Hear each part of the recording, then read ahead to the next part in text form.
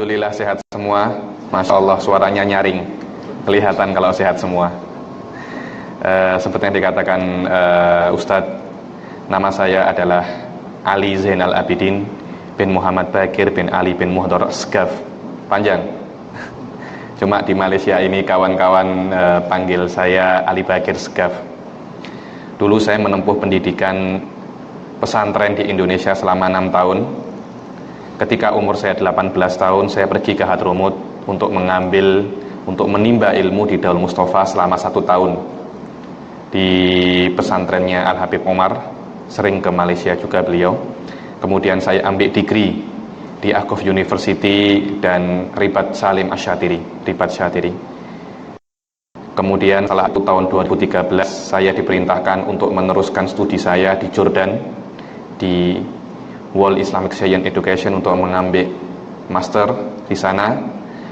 Dan saya pulang ke Indonesia April 2017, 5 bulan di Indonesia, dan alhamdulillah sekarang saya diberi kemuliaan oleh Allah untuk bisa meneruskan studi saya PhD di UIA Gombak. Masih baru lagi, masih 4 bulan saya di Malaysia.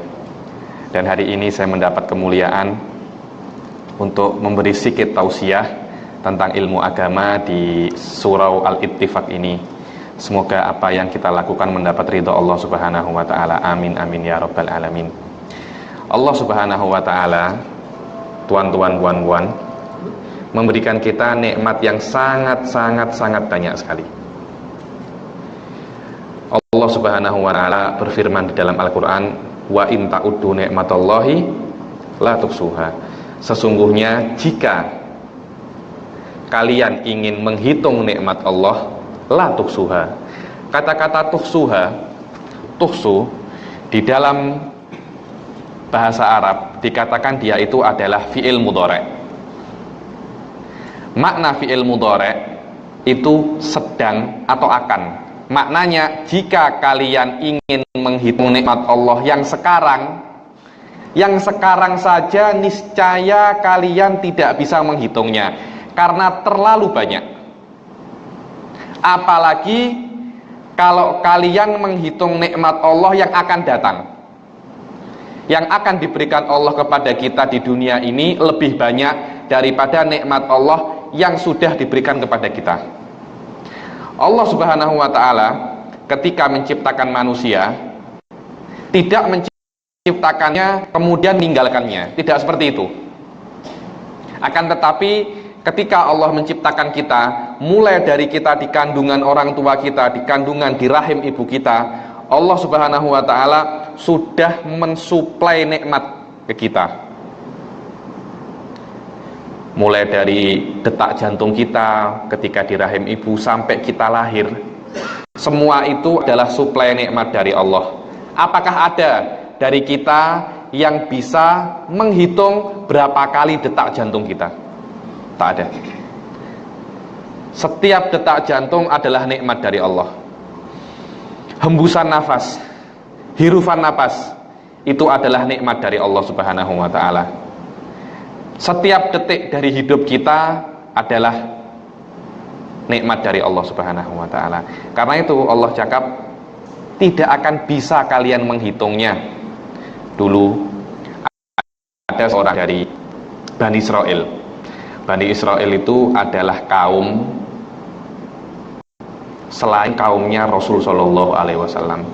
Jumlah nabi yang wajib kita ketahui ada 25 yang wajib kita ketahui. Akan tetapi jumlah nabi yang tidak wajib kita ketahui sangat banyak. Ada yang cakap sekitar 124.000 jumlah nabi. Jumlah nabi seperti jumlah sahabat ketika haji wada. Dan majority dari 124.000 itu berasal dari kalangan Bani Israel. Mereka bangga, nabi-nabi dari kami banyak. Sebenarnya itu bukan kebanggaan, tapi itu sebuah hinaan dari Allah Subhanahu wa ta'ala. Kenapa? Kalau memang kalian ini kaum yang baik, tak perlu nabi banyak. Lihat, kaum Arab cuma membutuhkan 1 nabi, yaitu Rasul Shallallahu Alaihi Wasallam. Selesai mendapat hidayah, akan tapi Bani Israel membutuhkan ratusan ribu nabi. Karena itu mereka dikirim ratusan ribu nabi dan mereka tak mendapat hidayah. Akhirnya oleh Allah dilaknat. Lu'ina Bani Israel ala lisani Daud wa Isa bin Maryam. Dilaknat. Di antara kaumnya Nabi Israel, di antara kaumnya Bani Israel ada seseorang yang ahli ibadat. Seseorang yang ahli ibadat. Dia ini beribadah selama 500 tahun. Tak berhenti-berhenti. Kita tak ada yang mempunyai sampai 500 tahun. Ketika beribadah selama 500 tahun, dia meninggal. Ketika diperhitungkan amal perbuatannya, jelas timbangan kebaikannya lebih berat daripada kejelekannya. Akhirnya oleh Allah cakap, masukkan orang ini ke surga dengan rahmat dan nikmatku. Terperanjat orang ini, macam mana ya Allah, saya tak mau masuk surga dengan rahmat dan nikmatmu, saya tak mau. Terus kamu mau apa? Saya mau masuk surga dengan amal ibadahku. Aku sudah menyembahmu beribadah selama 500 tahun. Selama 500 tahun aku berhak untuk masuk surgamu dengan amal perbuatanku, bukan dengan nikmatmu atau rahmatmu. Oh begitu, oke. Aku ambil saja satu matamu itu. Satu matamu aku timbang dengan 500 tahun engkau beribadah. Masih lebih berat nikmat matanya. Akhirnya Allah cakap apa? Itu masih nikmat mata, belum nikmat telinga, belum nikmat mulut. Itu jauh lebih berat. Karena amal ibadahmu lebih sedikit daripada nikmatku, maka sekarang engkau masuk neraka. Engkau tidak masuk surga. Akhirnya dia merah. Cukup ya Allah, masukkan aku surga dengan nikmat dan rahmatmu, bukan dengan amal ibadah. Itulah maknanya bahwasanya nikmatnya Allah tidak akan bisa kita balas dan tidak akan bisa kita hitung. Semua panca indera kita adalah nikmat dari Allah. Mata kita adalah nikmat dari Allah. Jantung kita adalah nikmat dari Allah. Detak jantung kita adalah nikmat dari Allah. Punya jantung belum tentu bisa berdetak. Punya hidung belum tentu bisa bernafas. Semua adalah nikmat dari Allah Subhanahu wa ta'ala. Karena itu kita tidak akan bisa untuk membalas dan bersyukur dan menghitung nikmatnya Allah Subhanahu wa ta'ala. Didefinisikan yang namanya syukur itu adalah sarful abdi jami'a ma'an amallahu ila ma khuliqa li ajlih. Apa itu bersyukur? Bersyukur adalah bagaimana seorang hamba itu menggunakan semua nikmatnya untuk apa dia diciptakan. Kalau saya tanya tuan-tuan, nikmat mata gunakan untuk apa? Untuk apa tuan-tuan? Iya, kalau mendengar namanya nikmat telinga itu. Maksud saya melihat apa? Apakah nikmat mata ini digunakan untuk melihat hal-hal yang dimurkai oleh Allah? Digunakan untuk melihat aurat-aurat wanita yang bukan muhrimnya? Saya tanya lagi, nikmat telinga digunakan untuk apa? Jangan cakap mendengar. Saya tahu. Maksud saya untuk mendengar apa?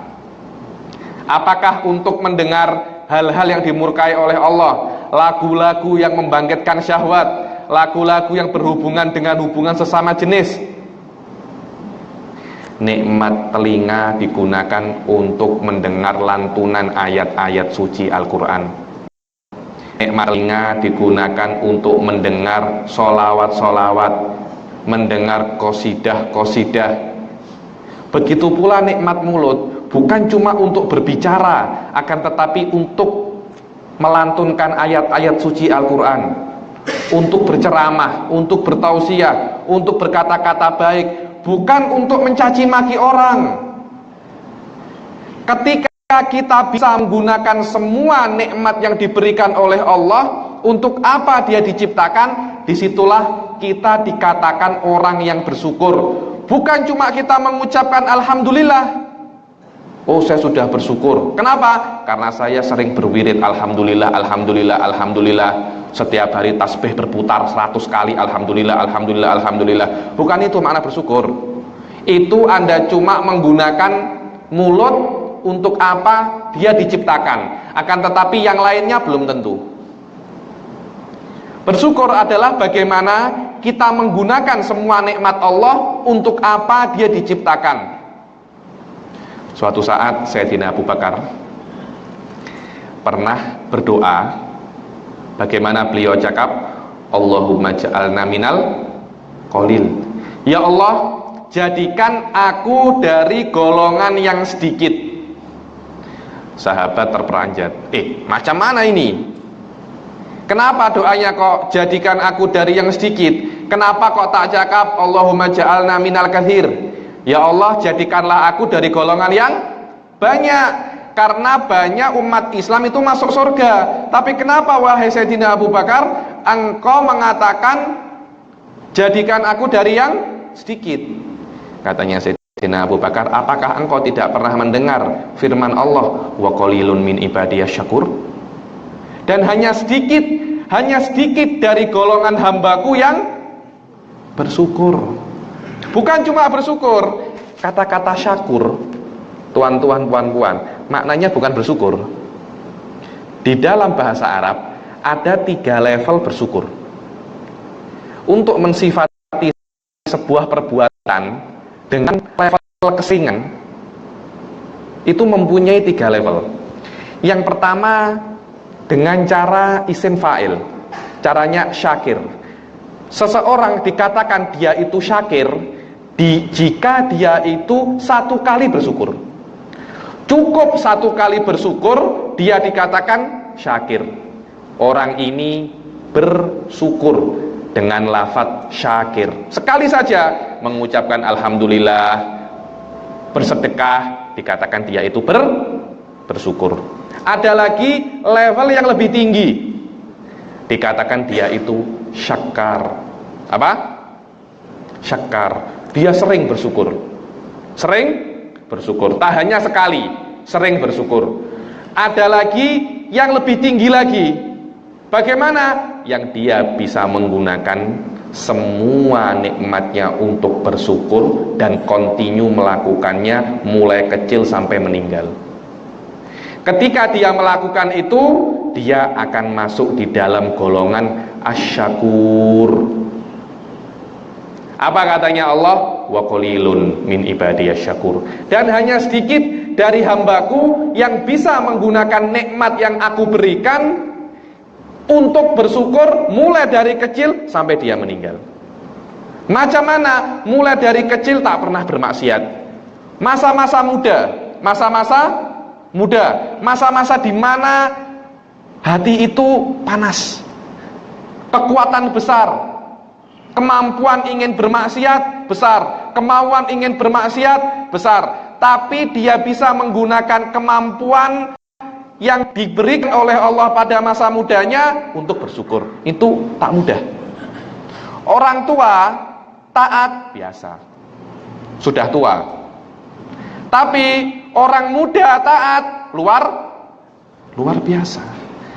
Yang bisa menggunakan semua nikmatnya untuk bersyukur mulai dari masa mudanya sampai dia meninggal, dikatakan dia itu asyakur.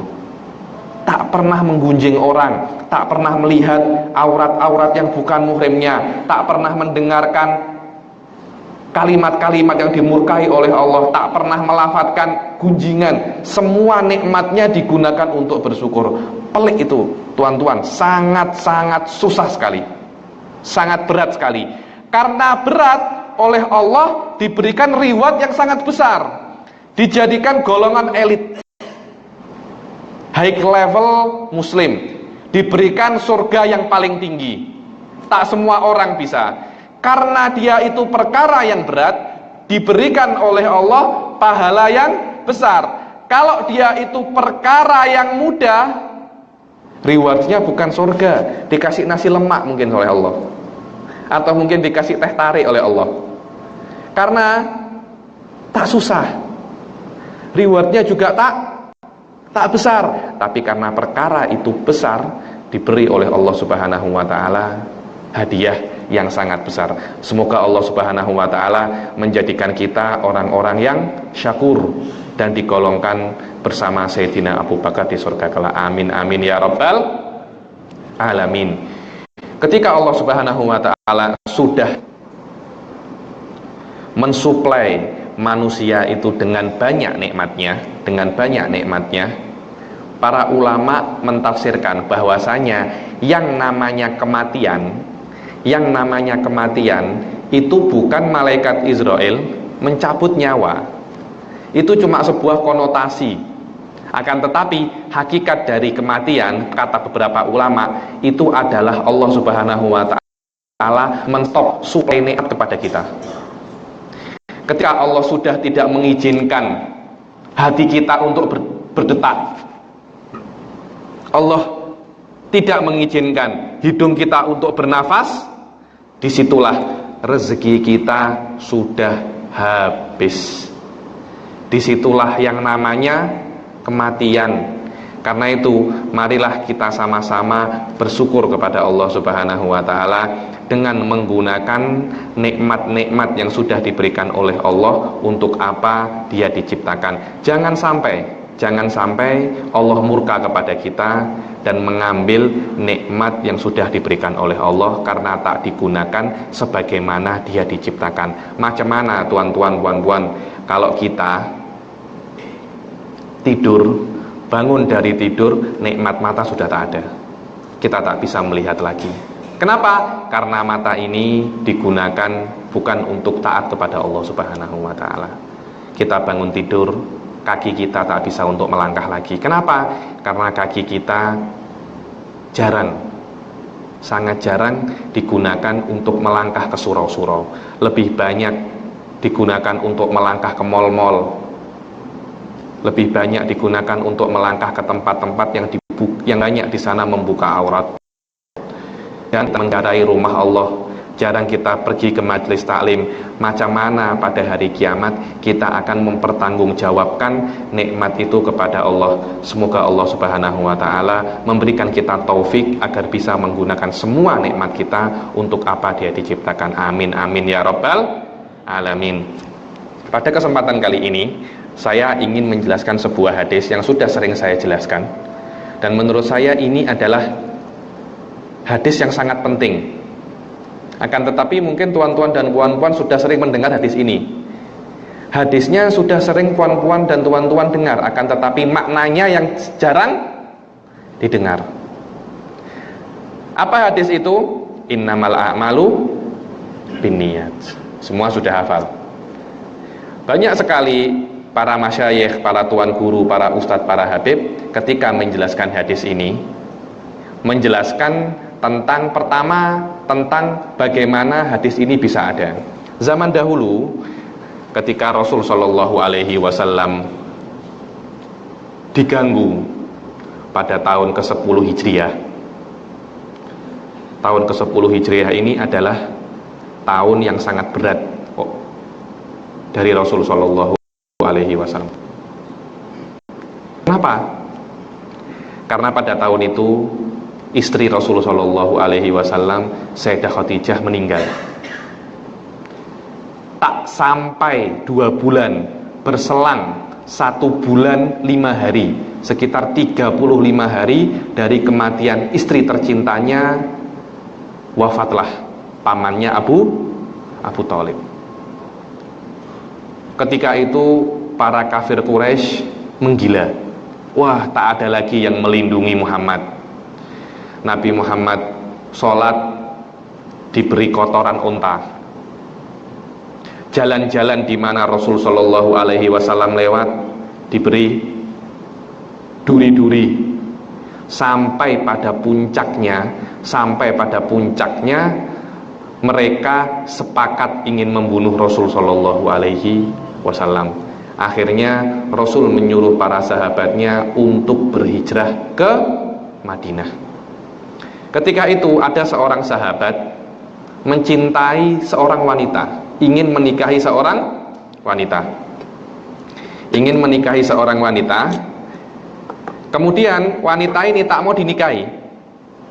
Saya tak mau menikah dengan Anda kecuali Anda ikut berhijrah bersama Rasul Shallallahu Alaihi Wasallam ke Madinah. Oh benar ya, kalau saya berhijrah Anda mau menikahi saya, menikah dengan saya? Ya. Akhirnya laki-laki ini berhijrah ke Madinah bukan karena ingin menolong Rasul, tidak, akan tetapi berhijrah ke Madinah karena ingin menikahi kekasihnya. Rasulullah tahu, walaupun dia tidak cakap, Rasulullah tahu, karena Rasulullah diberitahu oleh Allah, alimus sirri wal khafiyat, yang mengetahui segala sesuatu. Akhirnya Rasulullah cakap, wa man kana hijratuhu ilallahi wa rasulih fa hijratuhu ilallahi wa rasulih. Dan barang siapa yang hijrahnya sebab Allah dan Rasulnya, karena ingin menolong Allah dan Rasulnya, maka Allah akan memberinya pahala hijrah. Dan barang siapa hijrahnya ila dunya yusibuha awim ra'atin yankihuha, dan barang siapa yang hijrahnya hanya untuk mendapat dunia, hanya untuk berbisnis, hanya untuk membangun rumah di Madinah, ataupun untuk menikahi seorang wanita, maka dia tidak akan mendapat pahala berhijrah. Akan tetapi dia akan mendapat apa yang dia inginkan dari perkara dunia. Dia akan bisa menikahi kekasihnya, dia akan mendapatkan harta, tapi pahala tidak. Dari hadis ini, para ustadz sering menjelaskan bahwasanya amal perbuatan walaupun zahirnya baik, akan tetapi tolak ukur dari pahala adalah niatnya. Barang siapa yang sholat akan tetapi niatnya hanya untuk dipuji oleh orang, maka dia hanya akan mendapat pujian. Barang siapa berjihad tapi niatnya hanya untuk dipanggil seorang pemberani, maka dia hanya akan dipanggil seorang pemberani. Pahala tak dapat, karena dia berbuat itu bukan karena Allah Subhanahu wa ta'ala. Ini adalah makna yang sering dikatakan dan dijelaskan oleh para kawanku. Ada sebuah makna lain yang tidak kalah pentingnya dengan makna yang pertama, yang bisa diambil dari hadis ini, yaitu innamal a'malu binniyat, bahwasanya semua amal perbuatan, segala amal perbuatan, pahalanya tergantung banyaknya niatnya. Bukan tergantung niatnya, akan tetapi tergantung banyaknya niatnya. Jika amal perbuatan itu satu tapi niatnya banyak, maka pahalanya itu bukan perbuatannya, akan tetapi pahalanya. Karena itu Ar-Rasul Shallallahu Alaihi Wasallam hadisnya cakap binniyat, panjang, yaknya panjang, menandakan dengan banyaknya niatnya. Itulah yang namanya jawami'ul kalim. Mukjizatnya Rasul adalah jawami'ul kalim. Maknanya perkataannya sedikit tapi maknanya banyak. Lafadznya sedikit, tak seperti kita pada zaman sekarang, cakapnya banyak, maknanya sedikit, omong kosong. Mengarang kitab 100 halaman, ketika kita baca intinya cuma 10 halaman. Yang 90 halaman itu apa? Akan harganya mahal kitabnya. Beda dengan Rasul, cakapnya sedikit tapi maknanya banyak. Karena itu Rasul bersabda, khairul kalami maqalla wadal, perkataan yang paling baik adalah yang sedikit tapi bisa memberi faedah. Ketika Rasul cakap innamal a'malu binniyat, sesungguhnya amal ibadat itu tergantung banyaknya niatnya. Maknanya pahala amal ibadat itu tergantung dari niatnya. Amal perbuatan yang sedikit tapi kalau niatnya banyak, pahala itu bukan dari amalnya, akan tapi dari niatnya. Orang bersedekah 1 ringgit tapi kalau niatnya 1000, pahalanya menjadi 1000. Inilah keistimewaan umatnya Rasul Shallallahu Alaihi Wasallam. Umat-umat sebelumnya itu kalau berbuat 1, berbuat baik dihitung 1, berbuat jahat dihitung 1, niat tak dihitung. Beda dengan umatnya Rasul Shallallahu Alaihi Wasallam. Sebelum beramal dia berniat saja, saya nak hadir sholat maghrib berjamaah di surau Al-Ittifaq. Niat saja dia ingin hadir sholat jamaah, tapi tidak hadir. Mungkin ada problem, anaknya menangis, anaknya sakit, istrinya sakit, tapi dia sudah niat untuk berbuat kebaikan, dihitung 1 pahala. Ketika sudah berbuat dihitung 10, bisa dilipat gandakan sampai 700. Beda jika berbuat kejelekan. Umatnya Rasul Shallallahu Alaihi Wasallam jika berbuat kejelekan, niat kejelekan tak dihitung. Niat kejelekan tak dihitung dosa. Setelah berbuat kejelekan dihitung 1 ini malaikat tak langsung menulis, ditunggu dulu 3 jam 4 jam. Macam mana dia bertobat apa tak?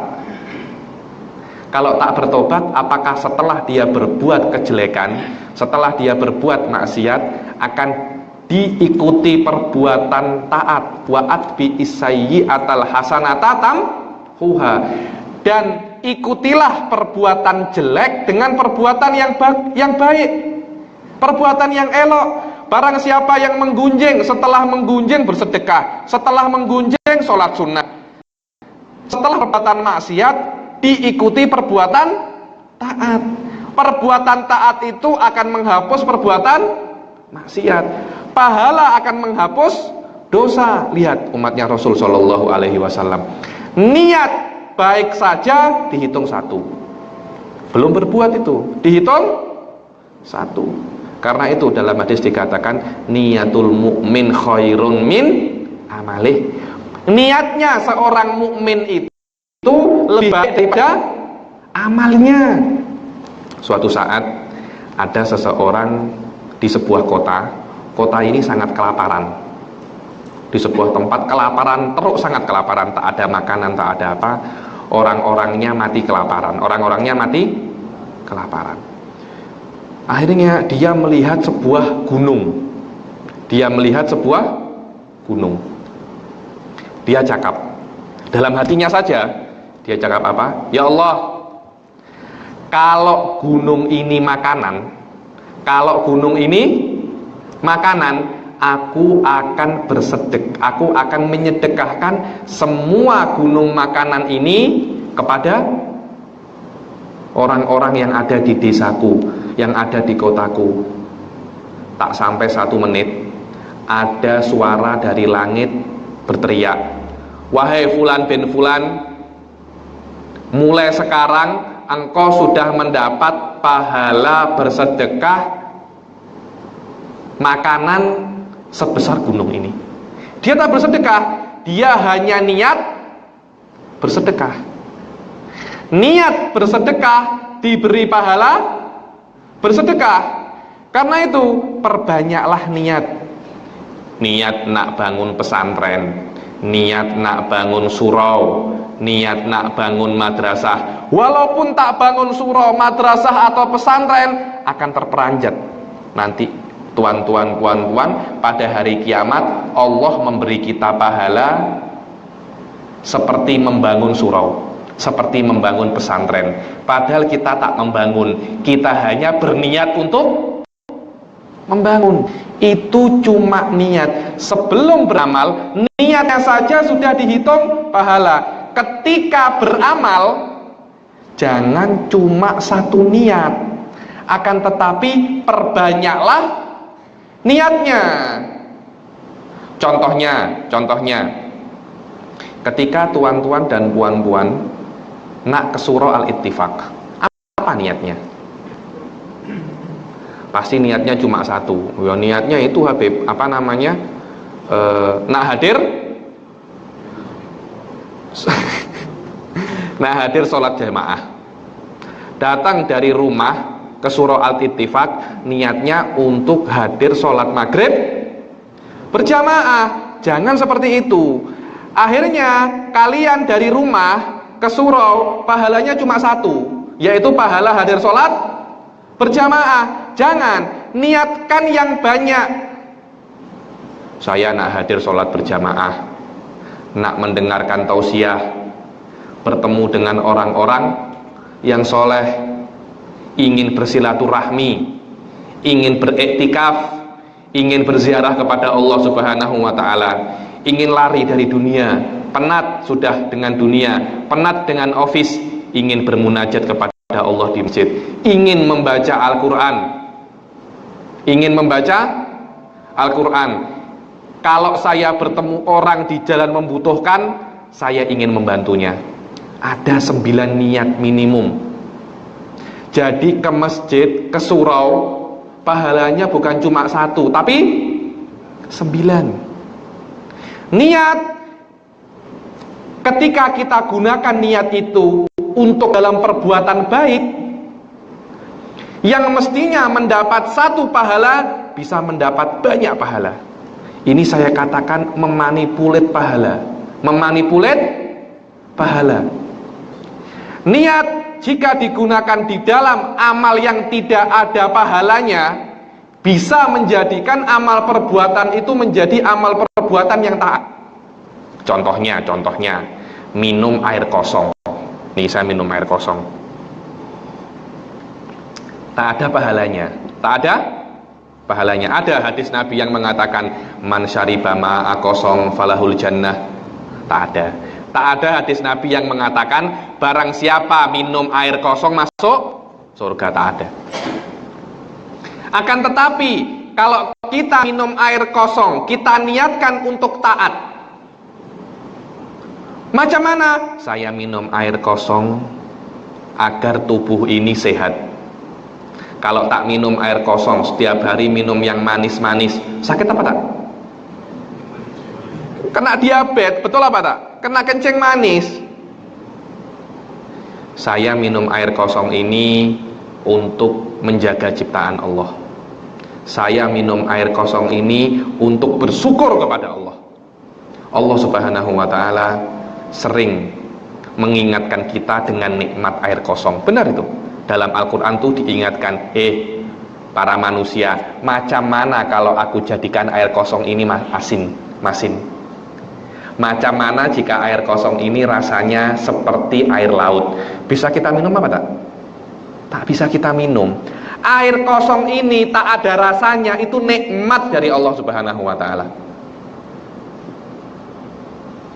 Akhirnya kita minum, niat kita banyak. Setiap tetes air yang kita minum itu mempunyai pahala. Begitu pula makan nasi lemak. Ada pahalanya? Tak ada. Ada hadis Nabi mengatakan man akala nasi lemak falahul jannah. Tak ada. Tak ada hadis yang mengatakan barang siapa makan nasi lemak masuk surga. Tak ada.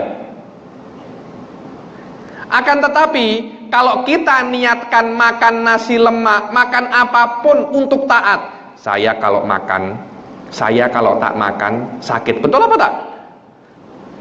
Kalau tak makan sakit apa tak? Sakit. Oh, saya kalau makan nasi lemak, makan ini, makan tom yam, makan apapun, saya merasakan kenikmatan lidah saya. Saya bisa bersyukur kepada Allah Subhanahu wa ta'ala. Dan saya ingin memberi rezeki untuk orang yang menjual nasi lemak. Minimum 3 niat. Akhirnya setiap biji nasi itu mempunyai pahala. Yang dulu makan itu tak mempunyai pahala, minum tak mempunyai pahala, tidur tak mempunyai pahala, pergi jogging tak mempunyai pahala, tapi dengan niat semua hal itu mempunyai pahala. Jangan kita jadikan umur kita yang katanya Rasul a'maru ummati ma baina sittin wa sab'in. Umurnya umatku ini antara 60 dan 70 tahun. Sudah tak jarang orang yang hidup di atas 70 tahun. Karena itu, kalau ada orang umurnya di atas 70 tahun, maknanya itu sudah bonus dari Allah Subhanahu wa ta'ala, diskon dari Allah Subhanahu wa ta'ala. Biasanya 70 sudah innalillahi wa inna ilaihi rajiun. Tapi macam mana kita menggunakan umur kita yang sikit itu untuk mendapatkan pahala yang banyak? Umur kita yang sikit, yang 70 tahun, bagaimana kita bisa memanipulasinya agar bisa menjadikan kita mempunyai pahala seperti orang mempunyai umur 1000 tahun. Umatnya Nabi Musa untuk mencapai akil balik saja memerlukan 150 tahun untuk menjadi akil balik. Nabi Nuh dakwahnya saja 950 tahun berdakwah. Ada orang Malaysia yang umurnya 150 tahun? Tak ada. Umatnya Nabi Musa untuk akil balik saja berapa? 150 tahun. Mereka belum balik, kita sudah meninggal. Mereka belum balik, anak cucu kita sudah meninggal. Rasulullah sedih. Macam mana? Ya Allah, engkau katakan umatku ini adalah umat yang paling mulia, umat yang pahalanya paling besar. Tapi kenapa kok umurnya umatku yang paling pendek? Mestinya umurnya umatku ini yang paling panjang, agar bisa untuk sama amal ibadahnya dengan umat-umat terdahulu. Saya mendengar bahwasanya ada umatnya Nabi Musa yang berjihad selama 500 tahun. Macam mana umatku yang cuma 60 atau 70 tahun ingin mengalahkan amal perbuatan mereka? Katanya Allah Subhanahu wa taala, jangan risau wahai kekasihku, jangan risau wahai Rasul sallallahu alaihi wasallam, jangan risau. Memang umur umatmu itu sedikit, umur umatmu itu pendek, akan tetapi aku banyak memberikan keistimewaan. Sedikit umurnya tapi banyak pahalanya. Dengan cara apa? Banyak caranya, diantaranya malam Lailatul Qadar. Satu malam seperti 1000 bulan. Dan juga diberi keistimewaan oleh Allah dengan cara manipulate pahala, yaitu dengan cara memperbanyak niat, dengan cara memperbanyak niatnya. Amal perbuatan boleh sedikit, akan tetapi jangan lupa untuk berniat yang banyak. Dulu ada seorang guru saya, masih kecil kan, sudah tua, ingin pergi majelis taklim, keluar dari rumah, sudah keluar agak jauh, dipanggil oleh ayahnya, kesini kamu. Ditanyai, ada apa ya ayah? Balik lagi pulang, tanya, ada apa ya ayah? Kenapa engkau memanggilku? Ketika engkau keluar dari rumah, apa yang engkau niatkan? Oh, saya niat nak pergi majelis taklim.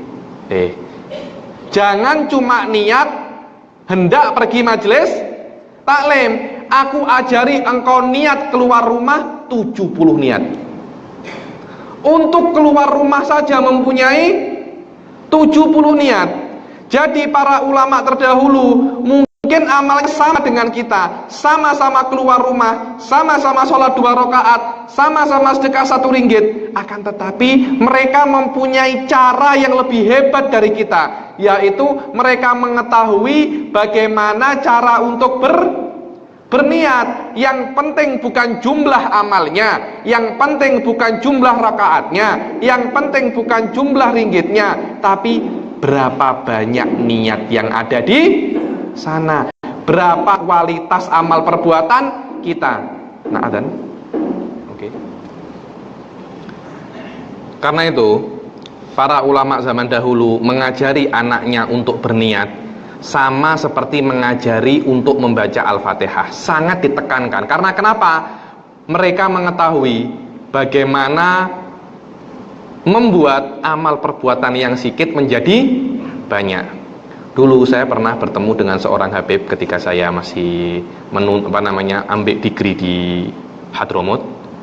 Beliau bernama Habib Sa'ad Ali Terus. Orangnya kurus sekali. Beliau sudah meninggal sekarang, sudah wafat. Beliau wafat dalam keadaan membaca kitab Ihya Ulumuddin karangan Imam Ghazali. Beliau mempunyai kitab yang sangat banyak, sekitar hampir 100 kitab. Namanya Silsilah Sa'diyah. Di antara semua kitab itu ada satu kitab yang sangat saya sukai. Kitab itu mengajari kita bagaimana cara untuk berniat. Namanya Kitabun Niyat, kitab An-Niyat. Kitab itu mengajari kita bagaimana cara untuk berniat. Untuk ke surau mempunyai 8 niat. Ketika sudah sampai di surau ada 7 niat. Jadi ke surau saja ada 15 niat semuanya itu. Jadi satu kali kita ke surau, layaknya kita 15 kali ke surau. Nanti pulang dari surau ke rumah ada niatnya lagi. Di situ diajari semua bagaimana cara kita untuk berniat. Untuk memandu kereta ada niatnya. Yang saya terperanjat, menggunakan internet ada niatnya. Internet kita dapat terpikir kan? Kita ketika membuka Facebook, Twitter, Instagram, semua itu ada niatnya. Bagaimana kita menghabiskan berjam-jam waktu dalam internet, semuanya itu hilang tanpa pahala. Semuanya itu hilang tanpa taat. Semuanya itu adalah sia-sia dari umur kita, percuma, tak ada gunanya. Akan tetapi dengan niat itu, di kitab itu diajari bagaimana kita bisa manipulat pahala walaupun dalam keadaan kita membuka internet. Dan saya rekomen untuk dibaca di surau ini Kitabun Niyat agar kita bisa untuk mengetahui bagaimana cara berniat. Jika kita tidak mengetahui bagaimana cara berniat, maka niatlah seperti ini. Ya Allah, aku melakukan amal perbuatan ini dengan niat sama seperti ulama-ulama terdahulu berniat. Karena itu setiap para ulama di Hadramut sana itu membaca Al-Fatihah, pasti disebutkan niatnya apa saja. Yang terakhirnya wa ala hadhihin niyah wa ala kulli niyatin sholihah wa ala ma nawahu aslafuna sholihun Allahumma adkhil niyatna fi niyatihim. Ya Allah, dengan niat ini kami baca Al-Fatihah dan semua niat-niat yang solehah dan apa yang sudah diniatkan oleh para ulama terdahulu. Dan ya Allah, masukkanlah niat kami ke dalam niat mereka. Lihat, para ulama zaman dahulu alim semua, mereka mengetahui caranya untuk berniat. Jadi walaupun kita sama-sama berniat 2 rakaat, sama-sama sholat 2 rakaat, akan tetapi kualitasnya berbeda. Kenapa? Karena para ulama tahu bagaimana cara memanipulat niat. Mulai sekarang, marilah kita sama-sama untuk berniat di dalam semua perbuatan kita. Jangan sampai lupa. Kalau lupa tak tahu niatnya, cakap saja, ya Allah, aku melakukan amal perbuatan ini seperti niatnya ulama-ulama terdahulu. Akhirnya kita bisa menjadikan umur kita yang cuma 60 tahun, 70 tahun, layaknya umur 1000 tahun. Amin, amin, ya Rabbal Alamin. Mungkin hanya sampai sini saja tausiah saya. Semoga apa yang saya sampaikan bisa dipraktekkan, dan semoga apa yang saya sampaikan menjadikan kita lebih dekat kepada Allah. Allahumma ja'al hadzal jam'a jam'an marhuma wa tafarruqana min ba'dihi tafarruqan ma'suma wa taj'al fina wa la minna syaqiyyan wa la mahruma. Allahumma la tada' lana dhanban illa ghafartah wa la 'aiban illa satartah wa la dhaliman illa hadaitah wa la madluman illa nasartah wa la syaqiyyan illa as'attah wa la maridan illa syafaitah wa la hajatan min hawaijid dunya illa laka fiha ridha wa lana fiha shalah ya rabbal alamin. Rabbana arinal haqqa haqqa warzuqna tiba'ah wa arinal batila batila warzuqna jinabah. Rabbana atina fid dunya hasanah wa fil akhirati hasanatan wa qina adzabannar. Wa sallallahu ala sayyidina Muhammadin wa ala alihi wa sahbihi wa sallam wa ala hadhihi niyyah wa ala kulli niyyatin shalihah wa ala ma nawahu aslafuna shalihun wa ila hadratin Nabi Muhammad sallallahu alaihi wasallam. Al-Fatihah. A'udzubillahi minasyaitonir rajim. Bismillahirrahmanirrahim. Alhamdulillahirabbil alamin arrahmanir rahim. Sayyidina shiratal mustaqim shiratal ladzina an'amta 'alaihim ghairil maghdubi 'alaihim waladdallin. Amin. Wabillahi taufiq wal hidayah wa ridha wal inayah. Assalamualaikum warahmatullahi taala wabarakatuh.